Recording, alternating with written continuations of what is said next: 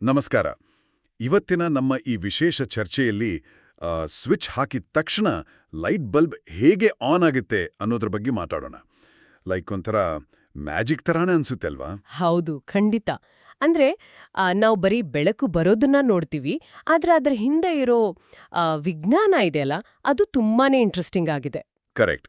So ಇವತ್ ನಾವೆಲ್ಲರೂ ಒಂದು ರೀತಿ ಆ ಎನರ್ಜಿ ಇಂಜಿನಿಯರ್ಸ್ ಆಗಿ ಆ ಒಂದು ಸಣ್ಣ ಸೆಲ್ನಿಂದ ಲ್ಯಾಂಪ್ವರೆಗೆ ಎಲೆಕ್ಟ್ರಿಸಿಟಿ ಹೇಗೆ ಪ್ರಯಾಣ ಮಾಡುತ್ತೆ ಅಂತ ಅರ್ಥ ಮಾಡ್ಕೊಳ್ಳೋಣ. ಖಂಡಿತ. ಈ ಎಲೆಕ್ಟ್ರಿಸಿಟಿ ಸುಲಭವಾಗಿ ಹೋಗೋಕೆ ಒಂದು ರಸ್ತೆ ಅಥವಾ ದಾರಿ ಬೇಕಾಗತ್ತೆ. ಆ ದಾರಿಗೆ ನಾವು ಎಲೆಕ್ಟ್ರಿಕಲ್ ಸರ್ಕ್ಯೂಟ್ ಅಂತ ಕರಿತೀವಿ. ಅಂದ್ರೆ ಈಗ ಇದನ್ನ ಒಂದು ಟಾಯ್ ಟ್ರೈನ್ ಟ್ರ್ಯಾಕ್ ತರ ಯೋಚನೆ ಮಾಡ್ಬೋದಾ? ಓ ಹೌದು, ತುಂಬಾನೇ ಒಳ್ಳೆ ಉದಾಹರಣೆ.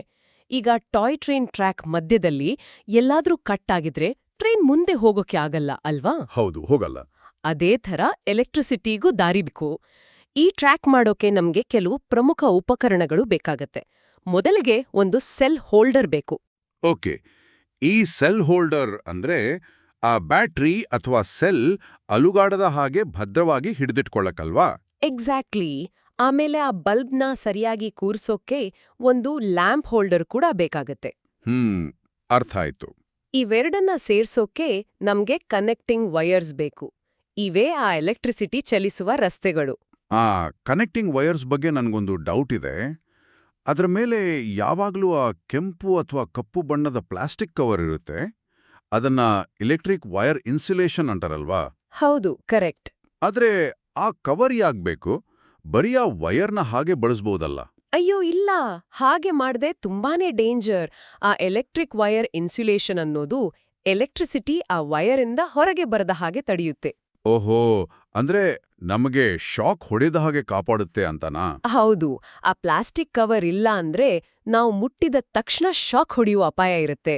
ಸರಿ, ಈಗ ಉಪಕರಣಗಳು ರೆಡಿಯಾಯಿತು. ಆದ್ರೆ ಆ ಬಲ್ಬ್ ಒಳಗೆ ಬೆಳಕು ಹೇಗ್ ಬರುತ್ತೆ? ಶುರುವಾಗಿ ಆ ಲ್ಯಾಂಪ್ ಮುಖಾಂತರ ಹೋಗಿ ಮತ್ತೆ ಸೆಲ್ನ ನೆಗೆಟಿವ್ ಟರ್ಮಿನಲ್ಗೆ ಜಾಯಿನ್ ಆಗ್ಬೇಕು. ಓಕೆ, ಅಂದ್ರೆ ಒಂದು ಫುಲ್ ರೌಂಡ್ ಕಂಪ್ಲೀಟ್ ಆಗ್ಬೇಕು. ಹೌದು. ಈ ದಾರಿ ಪೂರ್ತಿ ಆದಾಗ ಆ ಫ್ಲೋ ಆಫ್ ಎಲೆಕ್ಟ್ರಿಕ್ ಕರೆಂಟ್ ಶುರುವಾಗತ್ತೆ. ಆದ್ರೆ ಆ current flow through lamp filament ಅಂತಾರಲ್ಲ, ಅದು ಹೇಗೆ ಕೆಲಸ ಮಾಡುತ್ತೆ? ಆ ಬಲ್ಬ್ ಒಳಗೆ ಒಂದು ಸಣ್ಣ ತಂತಿ ಇರುತ್ತೆ ಗೊತ್ತಾ? ಅದನ್ನೇ ಫಿಲಮೆಂಟ್ ಅನ್ನೋದು. ಎಲೆಕ್ಟ್ರಿಸಿಟಿ ಆ ಸಣ್ಣ ಫಿಲಮೆಂಟ್ ಮೂಲಕ ಹರಿಯುವಾಗ ಭಾರೀ ರೆಸಿಸ್ಟೆನ್ಸ್ ಅಥವಾ ತಡೆ ಉಂಟಾಗತ್ತೆ. ಅಂದ್ರೆ ಆ ಜಾತ್ರೆಯಲ್ಲಿ ತುಂಬಾ ಜನ ಒಂದೇ ಸಣ್ಣ ಬಾಗಿಲಿಂದ ಹೊರಗೋಗಕ್ಕೆ ಟ್ರೈ ಮಾಡಿದ್ರೆ ನೂಕಾಟ ಆಗುತ್ತಲ್ಲ, ಆ ತರಹನ? ಹೌದು, ಅದೇ ತರಹ. ಆ ಘರ್ಷಣೆಯಿಂದ ಆ ತಂತಿ ತುಂಬಾ ಬಿಸಿಯಾಗಿ ಆ ಬಿಸಿಯೇ ನಮಗೆ ಬೆಳಕಾಗಿ ಕಾಣುತ್ತೆ. ವಾವ್, ಭಾರಿ ಇಂಟ್ರೆಸ್ಟಿಂಗ್. ಆದ್ರೆ ನನ್ಗೊಂದು ಪ್ರಶ್ನೆ ಇದೆ.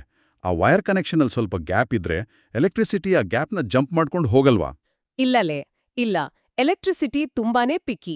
ರಸ್ತೆ ಸ್ವಲ್ಪ ಕಟ್ ಆಗಿದ್ರೂ ಕರೆಂಟ್ ಹರಿಯೋದು ಕಂಪ್ಲೀಟ್ ಆಗಿ ನಿಂತ್ ಹೋಗುತ್ತೆ. ಓಹೋ, ಅಂದ್ರೆ ನೀರು ಪೈಪಿಂದ ಲೀಕ್ ಆದಾಗೆ ಆಗಲ್ಲ? ಇಲ್ಲ, ಇದನ್ನೇ ಇನ್ಕಂಪ್ಲೀಟ್ ಸರ್ಕ್ಯೂಟ್ ಅಂತ ಕರೆಯೋದು. ಅಂದ್ರೆ ಆ ವೈರ್ ಕಳಿಸ್ಕೊಂಡ್ರೆ ಅಥವಾ ಆ ಎಲೆಕ್ಟ್ರಿಕ್ ವೈರ್ ಇನ್ಸುಲೇಷನ್ನ ತೆಗೆದೇ ಹಾಗೆ ಕನೆಕ್ಟ್ ಮಾಡಿದ್ರೆ ಸರ್ಕ್ಯೂಟ್ ಇನ್ಕಂಪ್ಲೀಟ್ ಆಗುತ್ತಲ್ಲ? ಹೌದು, ಯಾಕಂದ್ರೆ ಆ ಪ್ಲಾಸ್ಟಿಕ್ ಮೂಲಕ ಎಲೆಕ್ಟ್ರಿಸಿಟಿ ಜಂಪ್ ಆಗೋಕೆ ಸಾಧ್ಯನೇ ಇಲ್ಲ. ಮತ್ತೆ ಬಲ್ಬ್ ಫ್ಯೂಸ್ ಆಗಿದ್ರೆ, ಅಂದ್ರೆ ಒಳಗಿನ ಫಿಲಮೆಂಟ್ ಕಟ್ ಆಗಿದ್ರೆ? ಆಗ್ಲೂ ಅಷ್ಟೇ, ಅದು ಇನ್ಕಂಪ್ಲೀಟ್ ಸರ್ಕ್ಯೂಟ್ ಆಗತ್ತೆ. ಎಲೆಕ್ಟ್ರಿಸಿಟಿ ಹರಿಯೋಕೆ ಆಗಲ್ಲ.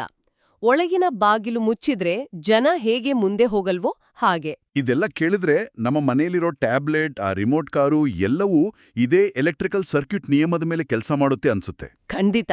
ಈ ಕನೆಕ್ಟಿಂಗ್ ವೈರ್ಸ್ ಮತ್ತೆ ಟರ್ಮಿನಲ್ಸ್ನ ಸರಿಯಾಗಿ ಜೋಡ್ಸೋದು ಹೇಗೆ ಅಂತ ಅರ್ಥ ಮಾಡ್ಕೊಂಡ್ರೆ ಆ ಜಗತ್ತಿಗೆ ಪವರ್ ಕೊಡೋ ರಹಸ್ಯ ಗೊತ್ತಾದ ಹಾಗೆ. ಹೌದು. ಹಾಗಾದ್ರೆ ರಾತ್ರಿ ಹೊತ್ತು ಆ ಮೇಲಿಂದ ಇಡೀ ಊರನ್ನ ನೋಡಿದಾಗ ಆ ಬೆಳಗುವ ಇಡೀ ಊರೇ ಒಂದು ಬೃಹತ್ ಎಲೆಕ್ಟ್ರಿಕಲ್ ಸರ್ಕ್ಯೂಟ್ ತರ ಕಾಣುತ್ತಲ್ವಾ? ಆ ದೊಡ್ಡ ಜಾಲದಲ್ಲಿ ಎಲ್ಲೆಲ್ಲಿ ಸ್ವಿಚ್ ಆನ್ ಆಗಿ ಕಂಪ್ಲೀಟ್ ಸರ್ಕ್ಯೂಟ್ ಆಗಿದೆ ಅಂತ ಯೋಚನೆ ಮಾಡೋದೇ ಒಂದು ಮಜಾ.